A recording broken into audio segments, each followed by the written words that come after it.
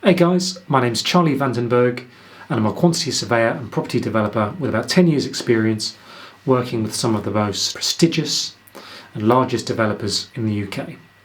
Today we're going to have a look at property development and more specifically buy-to-let as a method of wealth generation. So why property? The first place we need to look is the Sunday Times Rich List. And as we scroll through this list you can see the most popular or the most common occurrence of sector or industry that anybody is in is property. In the UK, property prices have just grown and grown throughout the last 200 years. And okay, there's a property cycle, there are dips, but overall, property prices have continued to grow. If done right and you buy the right properties, it is almost a surefire way to generate wealth and become rich. As a nation, we're obsessed with property. You only need to look at the newspapers, the property section of the paper, or the TV shows like Location, Location, Location, Homes Under the Hammer, my personal favourite, Grand Designs. Property is everywhere you look, and we're just obsessed with it. So how does buy-to-let work? Well, in its most simplest form, you buy the house, you become a landlord, and you rent it out to other people. But I think there are about three kind of major subheadings to this. You've got the traditional buy-to-let method, the modern buy-to-let method, and then the BRRR method, traditional method. You buy your one house, you rent it out to somebody, you collect the rent, you pay off the mortgage, and in 20 years' time, you're debt-free. You use that money that comes in every month after you've paid off the mortgage to retire on. It's all cash at that point. You save up the deposit each time you want to buy a house. At the moment, that's a 25% loan to value. You save up your deposit, you buy the house with a mortgage, and you just let it out. Let's say your property cash flows £1,000 a month. The mortgage is also £1,000 a month. You break even cash flow each month. You get your return in 20 years' time. Let's say you do this for 10 years. You might buy a house every 2 years. At the end of your 10 years, you end up with 5 houses, generating you £1,000 a month. You retire on £5,000 a month. Simple. Now the modern method. It's almost the same as the traditional method, but we utilise our leverage a bit better with our mortgage. So instead of doing a normal repayment mortgage, instead we use a interest-only mortgage. So how it works is instead of paying off the full £1,000 in our example of mortgage each month, right? We only pay off the interest portion.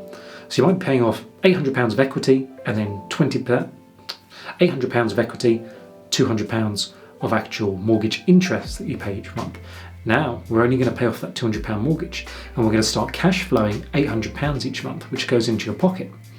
Okay, at the end of the 20-year period, you still owe the money on the house.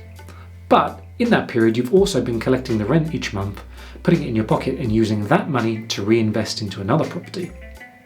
This way you can accumulate houses much, much faster. So you've still got the wage you earn at your day job, for example, plus your rental income. It really starts to accumulate and do a kind of snowball effect when you start buying more and more properties. Say property number 1, you have £800 a month, property number 2, £1,600, then you have £2,400, then £3,200, and you can very quickly start amassing properties. Now the BRRR method even goes one step further than this. So we're going to utilise the same things we did in the traditional modern method, where now we start using interest-only mortgage, but on top of that, instead of buying, say, a new build in a tower block, what we're going to do is buy a house that needs a bit of love. It needs a bit of renovation. You're going to do the construction work on it, you're going to do the renovation, and then you refinance the property. So you buy it, you refurbish it, you refinance it, and then you reuse the money and you do it again. Let's look at some practical examples.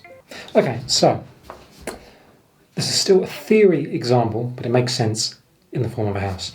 I'm going to simplify it. It's not going to be a totally real-world example, and I'll get on to one of those afterwards in another episode when we understand the principle of what we're doing. So we need to understand this is the, why do I keep doing this? BRRR strategy. We need to know GDV is our gross development value, basically our end value. So we hop onto Rightmove, we find a property, it's on for about 100,000. We think at least the value of the property is 100,000. So our first marker is the value. That equals £100,000, yeah, 100k.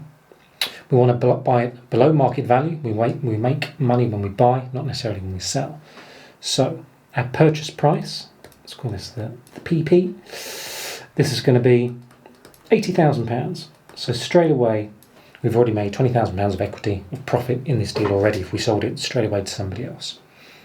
This is the theory anyway. In practice, that's never really going to happen because the market doesn't work like that. But the theory is that this could happen.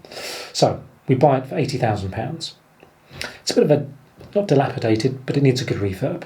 So, and one other thing to note then, I suppose, on this £80,000 is we bought it with a £20,000 deposit. We put in 25%, the bank puts in 75%. So we, as in us, we've put in 20k and the bank have put in 60k for a total £80,000 purchase price. So we then need to do £20,000 worth of renovations. So let's call this our build cost, our build. That is going to be 20k. We increase the value of the property. Let's say for every £1 in construction costs we've spent, we gain £2 in value. So the new GDV, the total value of our development, GDV, is now going to be the original value, 100,000, plus £20,000 of building work, plus we get an extra, we've created more value effectively in our construction work. For the 20k we spent, we made 40k of value. So our total GDV is 140,000. Let's add in one more little curveball in here. Yes, we've got our build cost. There's also a bit of solicitors' fees, buying fees, and potentially some stamp duty in there as well. So let me sneak in another 5k here of general cost. So GDV 140k. So what we've done is we've bought the first B, we've refurbished, so now we do our refinance. So now we do our refinance. So what we're going to do, £140,000, same as above, 75% loan to value.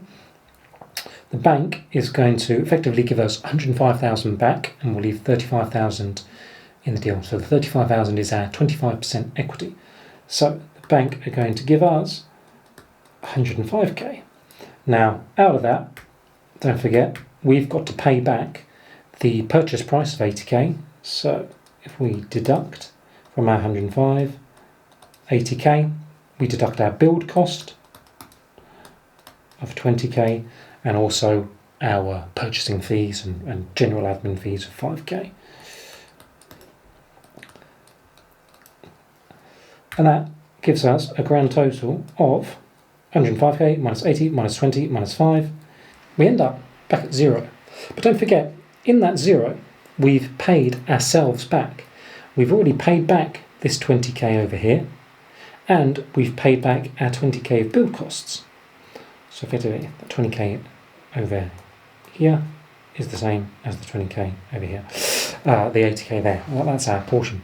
So we basically back when we started, about £40,000 in our pocket, ready to purchase the next one and refurb it again. And on top of that, we've just given ourselves £35,000 of equity in the property. We own the property, and we're going to be collecting rent each month. We're also making money from the rental. So this property might be making, I don't know, £500 a month in rent. 500 PCM per calendar month in rent. And it's got an interest-only mortgage, so we're only paying back £100 a month. £100 a month in mortgage. Effectively, we get £400 in our bank each month of income. So we've made £35,000 in equity, we've got a £400 a month income, and we've got our original £40,000 investment back, which we then, getting to our final R, reuse to do the whole thing again. That is how the BRRR strategy works, and you can see how quickly it can snowball, because we always get back our original investment. Now in practice, this doesn't necessarily work for a couple of reasons. In the next video, I'll go through exactly why.